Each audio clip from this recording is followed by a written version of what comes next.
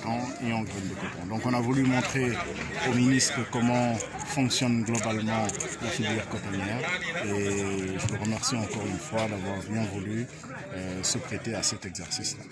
Les rendements ont baissé ces dernières années. Aujourd'hui, comment vous, en tant que responsable, comptez en tout cas relancer les activités du coton au Sénégal? C'est plutôt le contraire. Ces 2 dernières années, les rendements ont augmenté. On est passé en 2018-2019 de 696 kg à l'hectare à 999 kg à l'hectare l'année dernière. Et cette année, on va être à 1 tonne 100 par hectare. La production a également augmenté. Cette année, on va passer de 15 000 tonnes l'année dernière à 19 500, voire 20 000 tonnes cette année. C'est une augmentation de plus de 24% de la production. Donc, l'un dans l'autre, le coton est en train de se redresser. C'est les surfaces qui ont diminué, hein? Ce sont les surfaces qui ont baissé il y a quelques années, mais de l'année dernière à cette année, les surfaces ont augmenté. Les surfaces ont augmenté et on a essayé de travailler avec le peu de surface qu'on a sur la productivité. La productivité est extrêmement importante. La productivité, c'est ce qui permet aux producteurs de gagner suffisamment d'argent. On peut faire de grandes superficies avec des rendements faibles, on n'en gagnera pas pour autant d'argent. Mais par contre, lorsqu'on fait les choses de façon maîtrisée, avec des rendements très élevés, on se retrouve avec des revenus substantiels. Il y a le levier équipement également qui pourrait booster la filière. Que dites-vous des condoléances des cotonculteurs de Wadiatoulaye? Je pense que ce sont des doléances très légitimes. Ils ont posé au ministre le problème du renforcement du matériel agricole, mais aussi du renforcement de la mécanisation. Il faut savoir que depuis 2017, la Sodefitex a introduit un vaste programme de motorisation qui permet aujourd'hui à des producteurs qui n'ont pas... Donc c'est également la seule usine de la Sodefitex certifiée triplement qualité, sécurité, environnement. On a voulu la mettre aux normes. Compte tenu du fait que quand on s'est installé en 1973, il n'y avait pas de population vivante.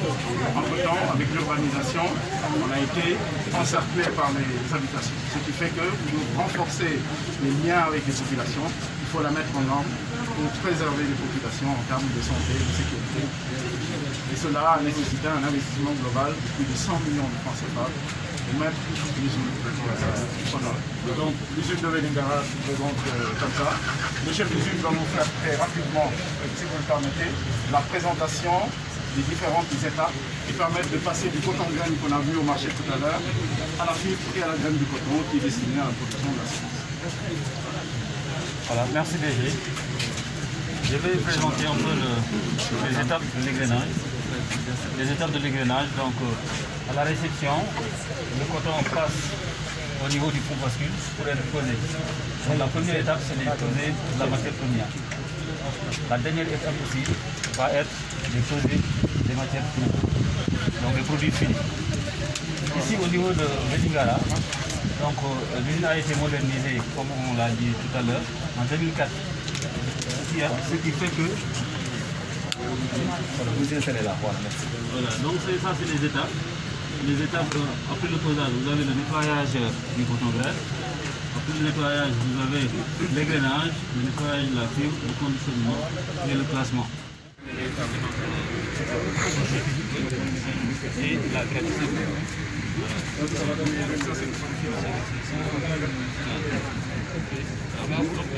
Pour avoir ça, il va falloir... Pour les semences. Voilà. C'est les semences.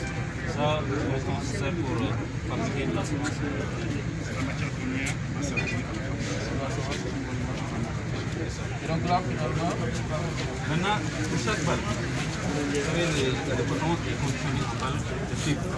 Pour chaque balle est prélevé un échantillon et envoyé à la salle de placement pour attendre. Il va vous expliquer comment ça va. Donc le cigare c'est du coton blanc et brillant. Le cigare c'est blanc, c'est pas brillant, et là c'est terne. Donc malheureusement avec la lumière extérieure, on ne voit pas la grande différence, mais dans notre laboratoire, on voit une différence très nette entre les deux tons et les choses. Oui, c'est ça. Donc là c'est le deuxième fois qu'on a donné ça, le deuxième fois du marché. Ça, c'est le troisième choix.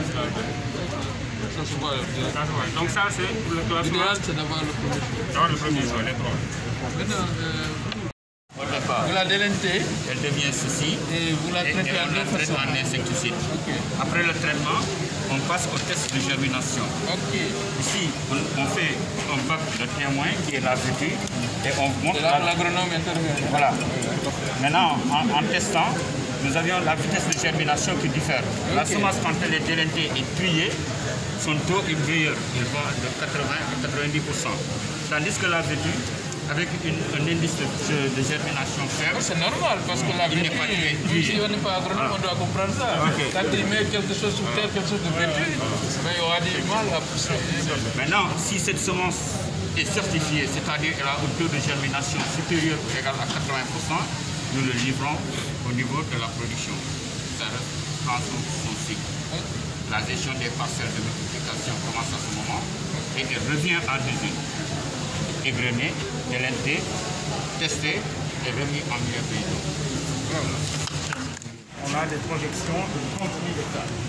On passe commande à la production de semences pour leur dire fabriquez-nous de la semence qui nous permettent de réaliser les programmes. Voilà. Donc, ceci avec les graphiques, j'ai bien compris, tout commence ici.